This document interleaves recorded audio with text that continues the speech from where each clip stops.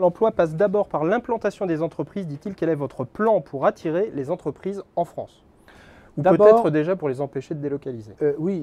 D'abord, nous pensons que la question des transports est un sujet hautement stratégique. Plus vous réduirez le lieu entre la distance entre le lieu de production et le lieu de consommation, plus finalement vous aurez évité des délocalisations et vous aurez organisé l'incitation à la relocalisation. Donc c'est d'abord la taxation, la surtaxation des transports longue distance.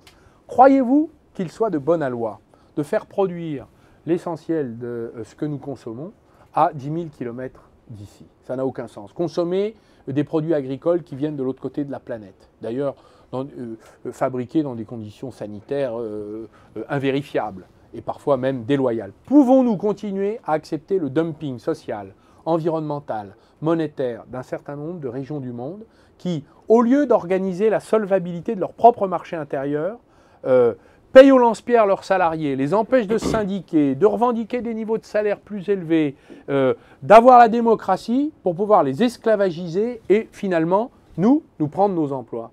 C'est finalement tirer toute la planète vers le bas. Vous ne développez pas les pays pauvres, mais vous sous-développez les pays riches. Est-ce que, franchement, la mondialisation est du gagnant-gagnant? Pour moi, c'est du perdant-perdant. Mais est-ce qu'une nouvelle taxation ou continuer dans la taxation, ça ne va pas justement décourager certaines entreprises de venir s'installer sur le territoire? Au contraire, elles trouveront en Europe et dans la zone Europe la protection contre une concurrence déloyale. C'est ce que, d'ailleurs, finalement, c'est la stratégie de la taxe carbone extérieure et aux frontières européennes, que je soutiens, qui a pour objectif finalement d'amener des entreprises à venir se protéger contre la concurrence déloyale sur le plan environnemental, par exemple. Est-ce que le mot protectionniste vous conviendrait?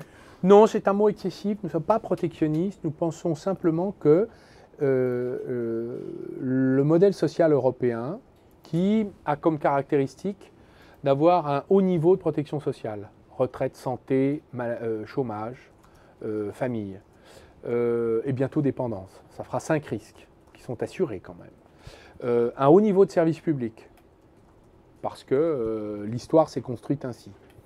Un haut niveau de dépenses militaires ne peut pas souffrir la concurrence de territoires qui organisent le dumping.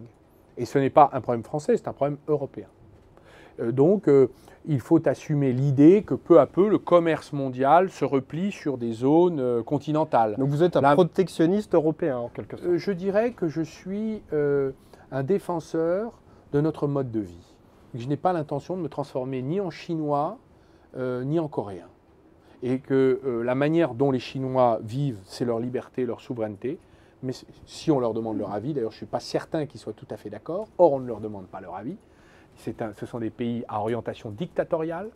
Je pense que notre choix n'est pas d'appauvrir toujours finalement ceux qui travaillent et d'enrichir toujours ceux qui attendent les plus-values du capital. Vous défendez donc vous aussi l'identité française ou l'identité européenne? Je défends notre mode de vie parce qu'il est menacé contre une concurrence déloyale.